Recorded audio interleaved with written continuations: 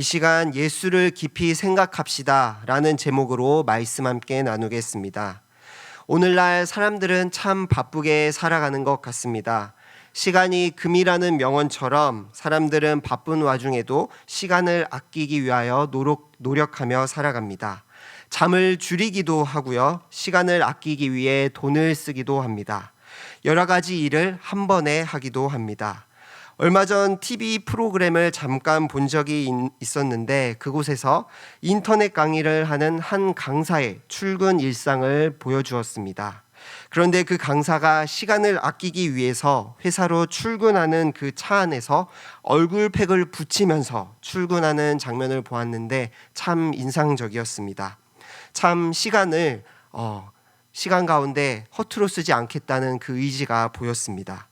또 오늘날 청소년들을 봐도 시간을 아낀다는 것을 알 수 있습니다.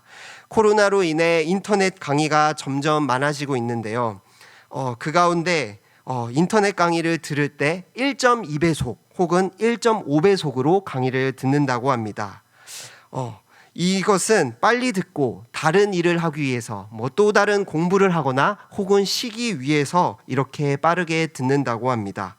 이러한 이야기는 오늘날 모든 사람들이 바쁜 시대 속에서 살아가고 있음을 단적으로 보여줍니다.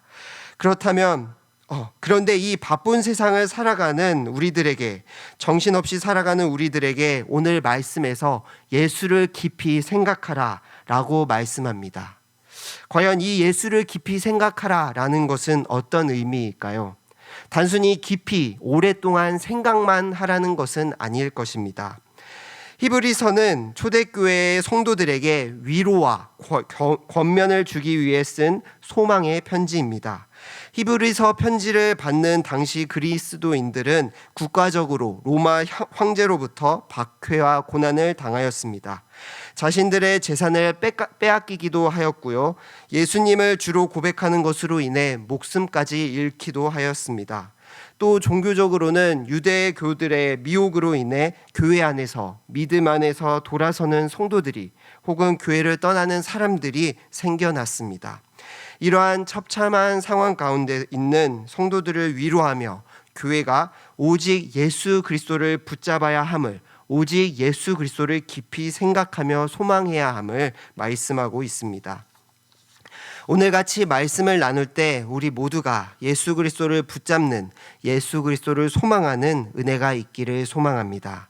정신없이 흘러가는 바쁜 시대 속에서 예수 그리스도를 깊이 생각하고 예수를 굳게 붙잡음으로 날마다 주님과 동행하는 모든 성도님들 되시길 소망합니다. 먼저 3장 1절 말씀입니다. 우리 다 같이 3장 1절 말씀을 읽겠습니다. 시작. 그러므로 함께 하늘의 부르심을 받은 형제들아, 우리가 믿는 도리의 사도이시며 대제사장이신 예수를 깊이 생각하라. 아멘. 그러므로 라고 시작해서 예수를 깊이 생각하라 라고 권면합니다. 그런데 히브리 기자가 편지를 받는 성도들을 뭐라고 지칭하고 있습니까? 함께 하늘의 부르심을 받은 거룩한 형제들이라고 부릅니다. 당시 상황으로 보았을 때, 또 사회적 위치로 보았을 때 가난하고 연약하고 별 볼 일 없고 죄인 취급을 받는 교회 안의 성도들에게 하늘의 부르심을 받은, 하나님의 부르심을 받은 거룩한 자들이라고 말합니다. 하나님의 부르심을 받고 세상 가운데 구별된 존재, 그것이 성도라고 말씀하는 것입니다. 이처럼 성도는 하나님께서 부르신 존재임을 기억해야 합니다.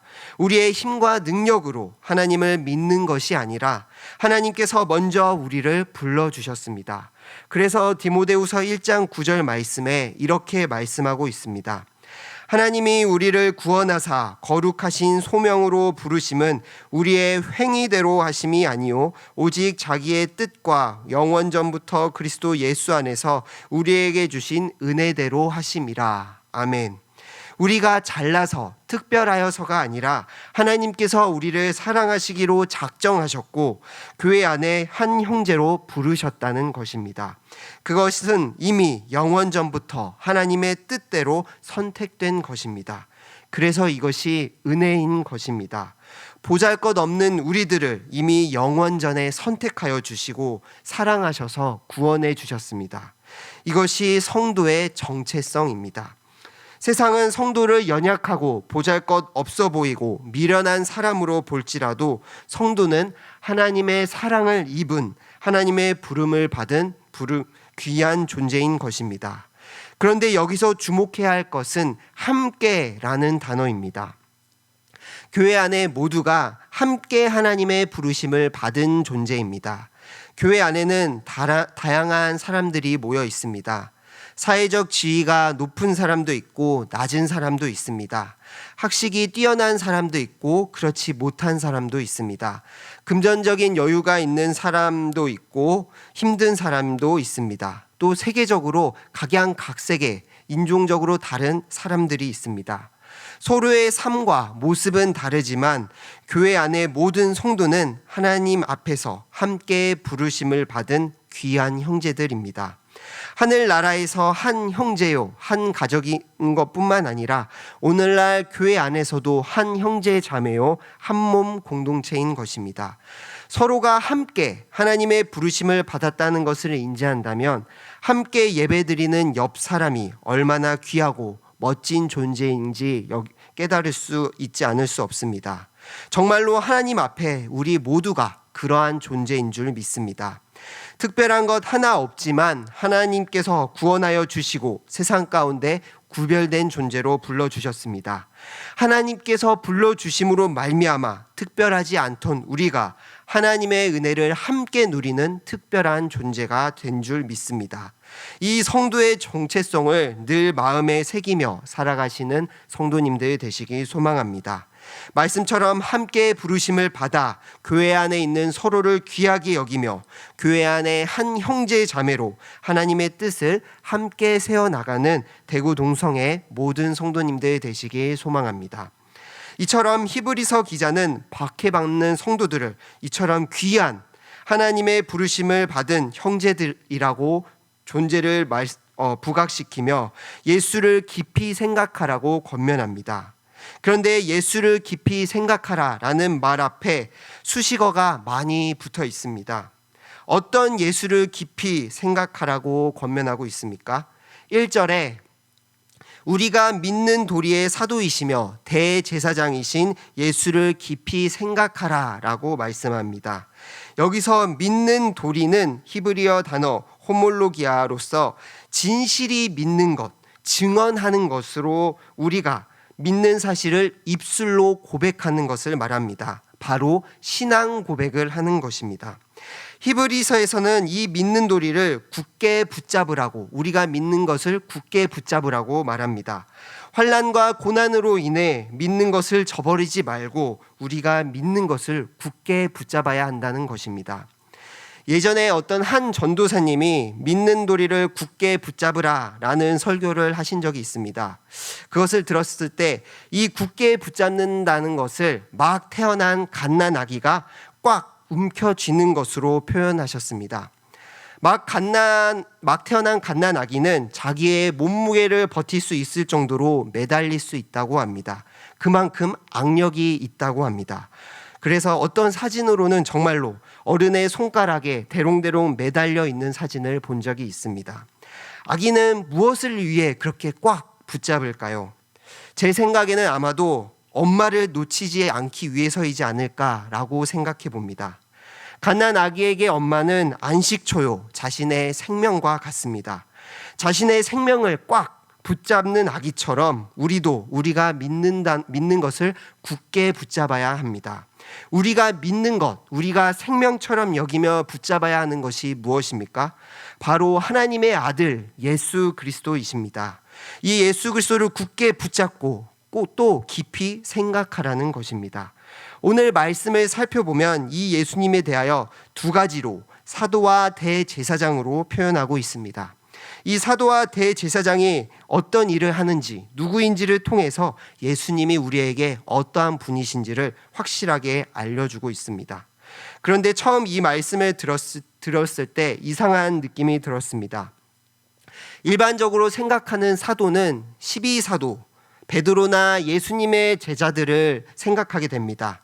혹은 바울처럼 예수님께 보냄을 받은 자를 사도라고 부르기 때문에 예수님을 사도라고 말하는 것이 이상하게 들렸습니다. 그러나 예수님 또한 사도로서 진정으로 보냄을 받으신 분이십니다. 다 같이 요한복음 20장 21절 말씀을 읽겠습니다. 시작. 예수께서 또 이르시되 너희에게 평강이 있을지어다. 아버지께서 나를 보내신 것 같이 나도 너희를 보내노라. 아멘. 예수님께서 십자가에 못 박혀 죽으시자 제자들은 자신들도 잡혀서 죽을까 봐 각자 숨었습니다. 그런 숨어있는 제자들에게 부활하신 예수님께서 나타나셔서 하신 말씀이 아버지께서 나를 보내신 것 같이 나도 너희를 보낸다 라고 말씀하십니다. 예수님께서 제자들을 보내신 것처럼 예수님 또한 하나님 아버지로부터 보냄을 받은 자입니다. 하나님의 뜻을 온전히 성취하기 위해 보내심을 받은 분이 바로 예수님이라는 것입니다. 이 예수님을 보내시고 통해서 하나님께서 이루고자 하신 하나님의 뜻이 무엇입니까? 예수님께서 세례 요한에게 세례를 받은 뒤 사역하실 때 선포하신 것, 바로 회개하라, 하나님 나라가 가까이 왔으니 복음을 믿으라 라는 것입니다. 그것이 하나님의 뜻입니다. 하나님께서는 예수 그리스도를 통하여 진정으로 회개하고 하나님께 나아오기를 원하셨습니다. 그 일을 위하여 예수님께서는 대제사장의 직분을 수행하셨습니다. 대제사장이 어떤 사람입니까? 하나님과 이스라엘 백성들 사이에서 중보 역할을 하던 사람입니다. 이스라엘 백성들의 죄를 용서받기 위하여 하나님께 나아가던 사람입니다. 대제사장은 1년에 한 번 지성소에 들어가 짐승의 피를 속죄소 앞에 뿌림으로 이스라엘 백성의 죄를 용서받았습니다. 이와 같이 예수님께서는 하나님과 사람 사이의 중보자로서 우리의 죄를 해결하기 위해 이 땅에 오셨습니다. 그래서 히브리서 9장 12절 말씀에 이렇게 말씀합니다. 염소와 송아지의 피가 아니라 오직 자기 피로 영원한 속죄를 이루사 단번에 성소에 들어가셨다라고 말씀합니다. 예수님께서 대제사장으로서 우리의 모든 죄에 대하여 단번에 그리고 영원히 해결해 주신 것입니다. 어떻게 그렇게 하셨습니까? 자기의 피로 속죄를 이루셨습니다. 대제사장으로서 예수님께서 하신 일은, 예수님께서 하나님과 우리를 화목하게 하기 위해 하신 일은 십자가에 피 흘려 죽으신 것입니다. 예수님께서 십자가에 숨이 멎으셨을 때 성소 휘장이 위에서부터 아래로 찢어졌다라고 말씀합니다. 이제 제사로 하나님께 나아가는 것이 아니라 예수 그리스도로 말미암아 하나님께 나아갈 수 있게 되었다는 것을 말씀합니다. 정리하자면 사도와 대제사장이신 예수를 깊이 생각하라는 것은 하나님의 부르심을 받아 이 땅에 오셔서 우리를 위해 죽으시고 우리의 모든 죄를 해결해 주신 그 예수 그리스도를 깊이 생각하고 붙들라는 것입니다. 그렇다면 이 예수님을 깊이 생각할 때 우리는 무엇을 깨달을 수 있습니까? 첫 번째로 오직 예수님만이 우리 죄의 문제를 해결해 주실 수 있는 분이라는 것입니다. 히브리서는 그리스도를 다른 것보다 뛰어나신 분으로 자주 표현합니다. 1장에서는 선지자보다 뛰어나신 분으로, 2장에서는 천사보다 뛰어나신 분으로, 3장에서는 모세보다 뛰어나신 분으로 그리스도를, 예수님을 드러내셨습니다. 당시 교회의 성도가 환난을 피할 수 있는 방법은 믿음을 포기하는 것이었습니다. 예수님을 거부하는 것이었습니다. 그 가운데서 유대교는 기독교 히브리인들에게 다시 유대교로 끌어들이고자 유혹하였습니다. 그로 인해 환난을 받지 않기 위해 많은 이들이 교회에서 떠나갔습니다. 왜냐하면 그들에게 예수는 메시아가 유대교에서 예수님은 선지자보다, 천사보다, 모세보다 못한 존재입니다. 왜냐하면 그들에게 예수는 메시아가 아니기 때문입니다. 하나님을 믿는 것은 똑같지만 참된 복음이신 예수 그리스도를 깨닫지 못한 것입니다. 오늘날로 적용해 보자면 똑같이 예배를 드리고 똑같이 찬양하고 똑같이 성경을 보지만 예수 그리스도가 아닌 다른 것을 믿고 다른 것을 의지하는 종교나 이단과 같습니다. 혹은 예수 그리스도를 믿지 않지만 교회에 나오면 구원받는다는 생각과 같습니다. 예수 그리스도는 종교가 아닙니다. 기독교는 종교가 아닙니다. 성경은 예수 그리스도 외에 다른 구원은 없다라고 확실하게 말씀합니다. 예수님만이 하나님으로부터 보냄을 받아 우리를 구원하실 수 있는 유일한 진리이기 때문입니다. 성도는 이 진리이신 예수 그리스도를 깊이 생각해야 합니다. 굳게 붙잡아야 합니다. 날마다 말씀을 통하여 우리를 위해 하나님의 부르심을 받아 이 땅에 오셨고 우리의 모든 죄를 자기의 피로 해결해 주신 예수 그리스도를 깊이 생각해야 합니다. 이 외에 다른 진리가 없기 때문입니다. 날마다 진리이신 예수님을 묵상하는 우리 모든 성도님들 되시길 소망합니다. 주일 공예배 때 마음의 허리를 동이라는 말씀처럼 우리의 마음과 우리의 생각을 주님께로 집중해야 합니다. 생각이 말이 되고 행동이 되고 습관이 되고 운명이 된다는 그 말씀처럼 우리의 생각에 예수 그리스도를 굳게 붙잡음으로 우리의 운명을 주님께 맡겨드리는 모든 성도님들 되시길 소망합니다. 예수님을 사도로 또 대제사장으로서 깊이 생각할 때 깨달을 수 있는 것은 두 번째로 예수님이 우리의 위로와 힘이 되어주신다는 것입니다. 대제사장으로서 예수님께서는 우리의 죄를 속량하기 위해 죽기까지 고난당하셨습니다. 그래서 그분은 고난당하는 성도의 마음을 가장 잘 아시는 분이십니다. 히브리서 2장 18절 말씀입니다. 그가 시험을 받아 고난을 당하셨은즉 시험 받는 자들을 능히 도우실 수 있느니라. 아멘. 또 이사야 53장 3절 말씀입니다.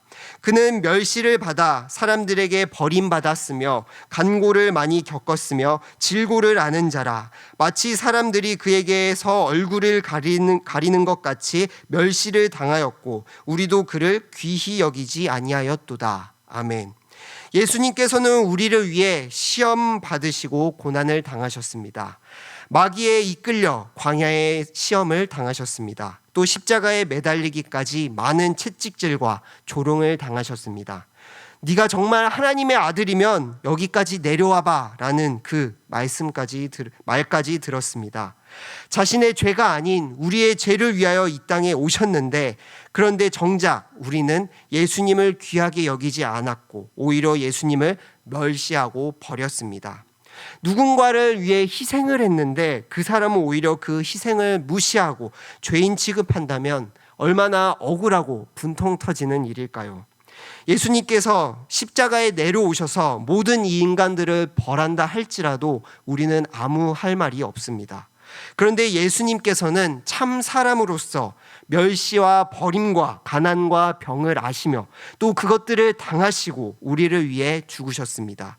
그렇기에 고난당하고 있는 초대교회 성도들에게 히브리서 기자는 그리스도께서 우리의 고통과 우리의 마음을 너무나 잘 아신다. 그분은 우리를 능히 도우실 수 있는 분이다 라고 말씀합니다. 사람을 위로하는 것은 참 어려운 것 같습니다. 어느 정도 위로의 말을 해줄 수 있을지는 모르지만 상대방이 처한 상황을 온전히 이해하지 못하거나 그 사람이 되어보지 못한다면 그 감정을 알지 못한다면 진정으로 위로하기는 쉽지 않습니다. 동변상련이라는 사자성어처럼 같은 처지에 있는 사람만이 상대방의 마음을 알 수 있기 때문입니다. 이같이 우리 각자의 마음을 온전히 이해하고 함께 아픔과 고통을 공감해 줄 사람은 만나기가 쉽지 않습니다. 그러나 오직 우리를 위해 시험과 죽기까지 고난당하신 예수님께서는 우리의 마음을 너무나 잘 아시고 우리를 위로해 주시고 또한 힘주실 수 있는 분이십니다. 우리가 오늘날 살아갈 때 초대교회와 같은 박해를 받는 것은 아니지만 예수를 믿는 것으로 인해 손해를 보기도 하고 어려움을 겪기도 합니다. 정직함으로 인해 금전적인 손해를 보기도 합니다. 죄를 멀리함으로 인해 세상 사람들에게 유별나다라는 소리를 들을 수도 있습니다. 직장 생활 가운데 부담을 느낄 수도 있습니다. 코로나로 인해 더욱 위축되기도 합니다. 온 가족이 믿지 않는 가정 안에서 혼자 신앙생활함으로 불화가 있을 수도 있습니다. 그러나 성도가 하나님의 말씀을 따라 순종하며 하늘의 부르심을 받은 자로 살아갈 수 있는 이유는 대제사장 되신 예수 그리스도께서 먼저 우리를 위해 시험과 죽음의 고난을 당하셨고 우리의 마음을 그 누구보다 너무나 잘 아셔서 능히 도와주실 수 있는 분이시기 때문입니다. 우리를 위해 죽기까지 당하신 예수님을 깊이 생각할 때 주님께서 우리에게 위로와 또 이겨낼 수 있는 힘을 주실 줄 믿습니다. 우리를 구원하신 예수 그리스도를 참된 구주로 고백하고 날마다 은혜의 주님을 깊이 생각함으로 주님의 위로와 주님의 힘을 누리는 모든 성도님들 되시길 소망합니다. 3장 2절부터 히브리서 기자는 그리스도와 모세를 비교합니다. 앞서 초대교회들이 유대교회의 유혹을 받았다고 말씀드렸습니다. 모세는 히브리인 또 유대인들에게 있어서 신앙의 최고 가치였습니다. 모세는 하나님과 대면하는 사람이었고 모세를 통해 이스라엘의 굳게 지켜야 하는 율법이 나왔습니다. 모세를 통해 하나님의 언약을 맺음으로 이스라엘 백성들이 하나님의 백성이 되었습니다. 이렇게 유대교에 있어서 모세는 예수님보다 더 큰 존재였습니다. 그렇게 히브리서 기자는 모세를 그리스도와 비교함을 통해서 고난 가운데서도 성도들이 유대교에 흔들리지 않기 위해 오직 예수 그리스도를 깊이 생각할 것을 권면합니다. 3절 말씀에 그리스도께서 모세보다 더욱 영광받을 만한 것이 마치 집 지은 자가 그 집보다 더욱 존귀함 같다라고 말씀합니다. 그리스도가 집 지은 자이고 그 집이 모세인 것입니다. 이를 4절에서 쉽게 말씀해 주십니다. 집마다 지은 이가 있으니 만물을 지으신 이가 하나님이시니라. 아멘. 만물을 지으신 이가 하나님, 바로 그리스도가 하나님이심을 선포합니다. 모세와 그리스도를 피조물과 창조주로 말씀하시는 것입니다. 또한 5절과 6절에는 종과 아들로서 말씀하십니다. 5절에 모세는 종으로서 하나님의 집에서 신실하게 섬겼으나 그리스도는 아들로서 집을 맡았다라고 말씀합니다.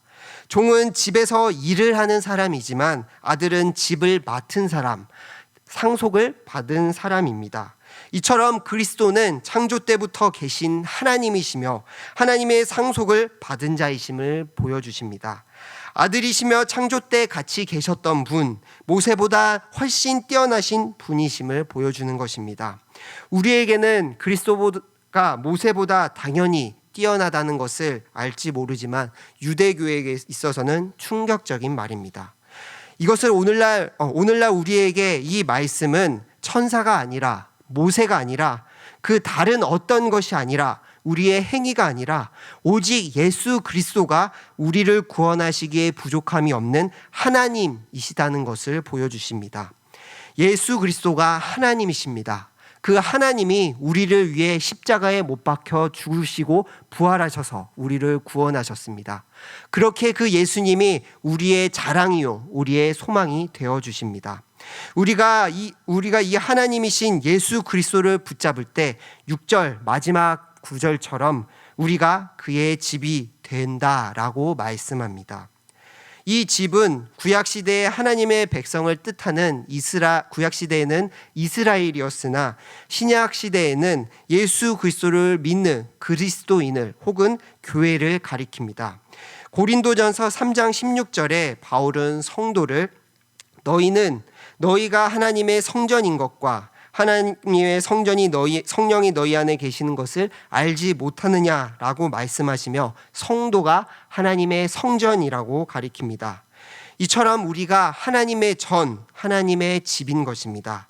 우리의 소망이요 자랑이신 예수 그리스도를 깊이 생각하고 생명처럼 굳게 붙잡을 때 우리는 참된 하나님의 집, 하나님의 하나님의 교회, 하나님의 믿음의 공동체가 될 수 있습니다. 고난과 유혹이 우리의 믿음을 흔들리게 하고 넘어뜨리려 할지라도 교회 안에 오직 예수 그리스도를 굳게 붙잡으면 우리는 하나님이 기뻐하시는 하나님의 집, 하나님의 전으로서 날마다 하나님과 함께 하나님의 은혜를 누리며 살아갈 수 있습니다. 말씀을 정리하겠습니다. 성도는 예수를 깊이 생각하며 살아가야 합니다. 예수를 깊이 생각한다는 것은 우리를 구원하신 예수님을 바르게 알고 믿는 것입니다.